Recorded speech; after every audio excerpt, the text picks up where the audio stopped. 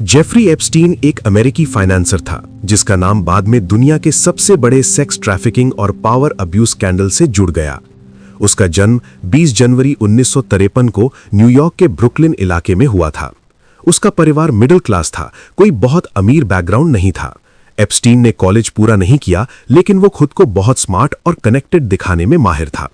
शुरुआत में उसने एक प्राइवेट स्कूल में टीचर की नौकरी की, लेकिन बिना सही डिग्री के नौकरी मिलने और फिर अचानक निकल जाने के बाद वो फाइनेंस की दुनिया में घुस गया। यहीं से उसकी जिंदगी का टर्निंग पॉइंट शुरू हुआ।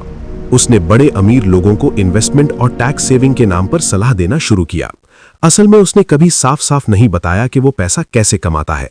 माना जाता है कि वो अल्ट्रा रिच लोगों की संपत्ति मैनेज करता था और बदले में उन्हें खास सुविधाएं दिलाने का वादा करता था। इसी नेटवर्किंग के दम पर वो करोड़ों अरबों का मालिक बन गया। एप्स्टीन ने अमेरिका के न्यूयॉर्क और फ्लोरिडा में आलीशान घर खरीदे और कैरिबियन में एक प्राइवेट आइलैंड भी लिया, जिसे लोग पेडोफाइल आइलैंड कहने लगे। इसी आइलैंड और उसके घरों पर नाबालिग लड़कियों को बुलाया जाता था। जांच के मुताबिक ये लड़कियां अमेरिका के अलग अलग राज्यों के साथ साथ कुछ विदेशी जगहों से भी लाई जाती थीं। उन्हें पैसे, गिफ्ट या झूठे वादों के जरिए फंसाया जाता था। इन लड़कियों के साथ यौन शोषण किया जाता था और कई बार उन्हें ताकतवर और अमीर लोगों के सामने पेश किया जाता था। एप्स्टीन अकेला नहीं था, उसके साथ उसकी सहयोगी जिज़लेन मैक्सवेल भी थी, जो लड़कियों को ढूंढने और मैनेज करने में मदद करती थी। एप्स्टीन की ताकत उसकी हाई प्रोफाइल दोस्तियां थीं। उसके संपर्क में कई बिजनेस टाइकून, हॉलीवुड सेलिब्रिटी और राजनेता थे।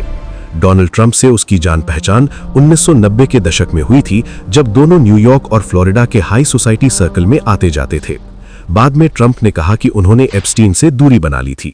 जहां तक भारत के प्रधानमंत्री नरेंद्र मोदी का सवाल है, इस बात का कोई ठोस या आधिकारिक सबूत नहीं है कि वे कभी एप्स्टीन के आइलैंड पर गए हों या इस मामले से जुड़े हों। सोशल मीडिया पर कई दावे घूमते हैं, लेकिन विश्वसनीय जांच या कोर्ट रिकॉर्ड में ऐसा कुछ साबित नहीं हुआ है।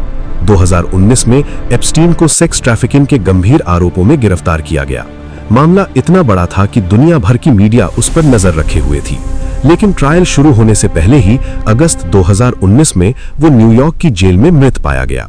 आधिकारिक तौर पर इसे आत्महत्या बताया गया, लेकिन जेल की सिक्योरिटी फेल होना, कैमरों का काम न करना और गार्ड्स की लापरवाही ने इस मौत को बेहद संदिग्ध बना दिया। उसकी मौत के बाद कई फोटो और वीडियो सामने आए, जिनमें उसके घर, आइलैंड और कुछ हाई प्रोफाइल लोगों के नामों का जिक्र था। इन लीक हुई चीजों ने शक को और गहरा कर दिया कि एप्स्टीन के साथ बहुत से ताकतवर लोग जुड़े हुए थे, जिनके नाम शायद कभी पूरी तरह सामने न आ सकें। ये कहानी सिर्फ एक आदमी की नहीं है, बल्कि पावर, पैसा और सिस्टम के अंधेरे पहलुओं की है, जहां कमजोर लोगों का शोषण किया गया और सच दबाने की कोशिश हुई। अगर आपको ऐसी डीप और अनकही कहानियां जानना अच्छा लगता है, तो चैनल को सब्सक्राइब करें, वीडियो को लाइक करें और ऐसे ही कंटेंट के लिए हमें फॉलो करना ना भूलें।